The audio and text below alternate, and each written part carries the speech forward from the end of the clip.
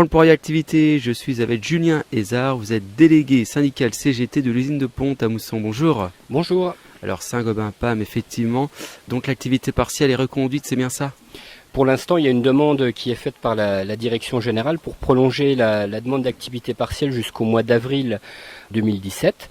Et ils souhaitent déjà prépositionner 15 jours en décembre d'activité partielle et 15 jours accolés à 15 jours de congé au niveau de l'usine de Pont-à-Mousson. Voilà, ça c'est officiel. Les dates pas encore, ça dépendra des commandes, mais la demande d'activité partielle, le CCE sera consulté très prochainement pour rendre un avis sur le sujet. Pourquoi en arrive-t-on à cette situation ? Il y a moins de commandes, comment ça se passe exactement ?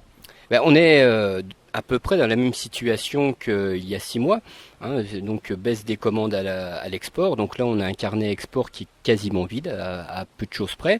Les marchés européens qui continuent d'être impactés par les politiques d'austérité et un marché français qui reprend tout doucement, mais le choix de la spécialisation des sites fait que le marché français, c'est pas Pont-à-Mousson qui produit. Donc on se retrouve dans une situation assez difficile. Alors ça, c'est pour les tuyaux. Côté voirie, donc tout ce qui est fonderie de Blénaud, là ça va un petit peu mieux. D'ailleurs, eux ne sont pas concernés par la demande d'activité partielle, mais il y aura quand même un ralentissement puisqu'ils dépendent de la fonte produite par les hauts fourneaux de Pont-à-Mousson. Donc eux, il y aurait plutôt 3 semaines, 15 jours à 3 semaines de congés et de formation qui seraient imposés. Voilà, donc des formations liées à leur activité, je suppose. Ah bah oui, ça c'est clair que ça va être des formations liées au métier spécifique et surtout 15 jours de congés imposés. Alors quand on dit activité partielle, c'est destiné à qui exactement ? C'est toute l'usine de Pont ou c'est vraiment des secteurs spécifiques ? C'est l'ensemble des unités de production, entre guillemets, de l'usine de Pont, c'est-à-dire hauts fourneaux, centrifugation. D'après les éléments qu'on a, les revêtements spéciaux, c'est-à-dire tout ce qui est finissage, revêtement de tuyaux, auraient un petit peu d'activité. Les expéditions, eux, bien sûr, continueraient. Alors, je pense qu'ils seront sur un rythme plus réduit. Aujourd'hui, ils sont à 2 postes. Je pense qu'ils seront à un seul poste de journée. Mais tout ce qui est production s'arrêtera. Et en même temps, l'agglomération de Dieuloir, qui dépend du site de Pont, arrêtera également. Alors Julien, est-ce que justement vous êtes optimiste ainsi que l'ensemble de votre groupe ? Est-ce que c'est juste un mauvais moment à passer et ça va reprendre d'ici quelques mois ? Est-ce que vous êtes optimiste ? Optimiste ou pessimiste, je pourrais pas vous dire parce que moi j'ai pas forcément une très grande visibilité sur les marchés puisque nous les représentants du personnel c'est pas notre domaine, ça c'est le domaine de la direction.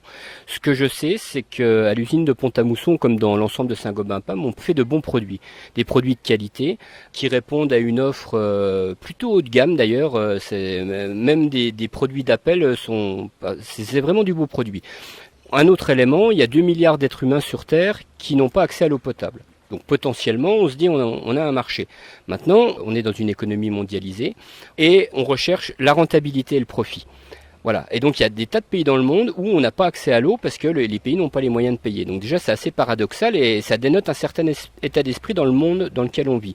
Deuxième point, on est victime d'une concurrence indienne, principalement sur les marchés français et européens très agressive, avec de vraies mesures de dumping social et on n'est pas protégé. Et là c'est un vrai problème, c'est comment on protège notre industrie. Alors c'est le cas à Saint-Gobain-Pam, c'est le cas aussi chez Mersen à Pagny, mais c'est aussi le cas d'Alstom. C'est la même problématique, c'est comment on défend notre industrie. Alors, on peut réduire à dire ça national, mais ne serait-ce que notre industrie européenne. Comment on fait pour défendre ça ? Nos députés européens, la Commission européenne, ne prennent pas les dispositions nécessaires pour nous défendre. C'est-à-dire, il n'y a pas de véritable mesure anti-dumping. On a constaté un certain nombre de choses sur Saint-Gobain-Pam. Il y a un dossier qui a été fait au niveau de la Commission européenne. D'ailleurs, ça avait été abordé par M. Macron lorsqu'il était venu visiter, à l'époque où il était ministre. Et donc, il y avait eu 15% de surtaxe qui avait été imposée aux produits indiens. Donc, ça sert strictement à rien. Ce qu'il faut, c'est de vraies mesures anti-dumping, comme aux États-Unis. Aux États-Unis, c'est 300% de taxes supplémentaires. Donc 300%, c'est si on appliquait 300% aux produits indiens, les produits Saint-Gobain-Pam seraient moins chers et de meilleure qualité. Sur les marchés export, on a plus une concurrence chinoise. Alors là, c'est un autre problème. C'est quel est le rayonnement de notre pays et de l'Union européenne. Les marchés africains, par exemple, c'est beaucoup les Chinois qui produisent les tuyaux pour le marché africain parce que c'est eux qui payent. D'accord. Voilà. Donc, comme c'est eux qui financent le projet, effectivement, ils font des productions chinoises. Donc ça, c'est vraiment un aspect qui n'est pas à négliger dans la situation actuelle. Un autre aspect, et ça on l'avait déjà évoqué à l'époque, c'est la situation géopolitique au Moyen-Orient. On voit bien la guerre en Syrie, c'est pas arrêté. L'Irak, c'est très précaire. Le Qatar est aussi précaire, mais pour d'autres raisons, c'est lié à la baisse du cours du pétrole. Donc là aussi, les marchés export sont très impactés. Comme l'usine de Pont-à-Mousson, du fait de la spécialisation des sites, dépend beaucoup des marchés européens et export, eh bien, on est en vraie difficulté. Après, il y a un autre point que je souhaite aussi aborder pour bien comprendre la situation. On a une compétence régionale qui est l'activité économique et une compétence qui dépend de la région. Quel est le rôle des élus régionaux ? Quelle vision ils ont de l'économie ? Comment on met en valeur notre bassin d'emploi ? Donc Saint-Gobain-Pam évidemment, mais aussi Mersen, mais aussi toutes les entreprises du secteur. Comment on met tout ça en valeur ? Et c'est un vrai problème, parce qu'aujourd'hui, quand on regarde par exemple le rapport d'activité de la CCB-PAM, donc la communauté de communes de Pont-à-Mousson, eh ben, on parle de tourisme, on parle de zones d'activité, de pôles multimodal, mais on ne parle pas d'industrie. Alors qu'on a une vraie compétence en termes de métallurgie, un vrai savoir-faire qui dure depuis 160 ans à l'usine de Pont-à-Mousson. Mersen, je crois que c'est plus de 100 ans de présence à Pagny et en chimie, donc il y a un vrai savoir-faire qui est malheureusement pas valorisé et c'est très dommageable. Il y a d'autres bassins d'emploi, par exemple Pompey, qui mettent en valeur beaucoup plus l'activité économique. Et là, je pense que nos élus, alors il y a les élus régionaux, les élus communautaires, je pense il faut vraiment qu'ils prennent en compte cet aspect et qu'ils valorisent notre territoire. Alors ils le font, là ils sont pour l'instant dans les annonces, dans les effets de dire on soutient les salariés, tout ça c'est très bien et c'est un plus et c'est leur rôle d'ailleurs parce que ce serait un non-sens que les élus ne soutiennent pas les salariés, mais il faut aller plus loin, il faut aller dans le concret maintenant. Et le concret c'est aussi localement de se dire je mets pas du béton et je mets de la fonte même si c'est plus cher. D'accord. Voilà, parce que là aussi, quand on regarde les travaux, alors on va pas vous faire la liste des communes qui utilisent la fonte et pas, ça n'a aucun intérêt. Mais quand on regarde les salariés de Saint-Gobain-Pam qui vont perdre de l'argent, parce que c'est quand même ça qui va se passer, il faut les regarder dans les yeux et puis de se dire est-ce que j'ai vraiment tout fait ? Est-ce que moi quand je fais des travaux j'utilise de la fonte ? Est-ce que j'utilise des plaques en fonte de l'usine de Blénaud par exemple ?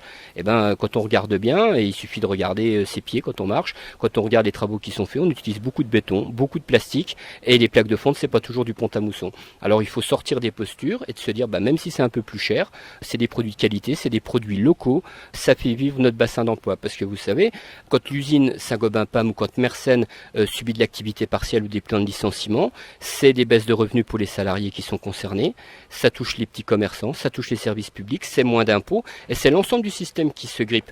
Donc effectivement, il faut soutenir les salariés, mais les soutenir vraiment, pas que dans la parole. Et un acte de soutien, c'est acheter des plaques en fonte qui viennent de la fonderie, c'est acheter des solutions de canalisation qui viennent des usines. Alors de Pont-à-Mousson non parce qu'on ne fait plus de petit diamètre et c'est principalement du petit diamètre, mais ça peut venir de Fougue et les salariés de Fougue c'est aussi Saint-Gobain-Pam. Donc je pense que c'est important et on fait des beaux produits et c'est aussi important de le valoriser. Alors Julien justement, y a-t-il d'autres actions qui vont peut-être être mises en place par l'usine de Saint-Gobain-Pam suite notamment à ce plan social, j'ai envie de dire plus ou moins ?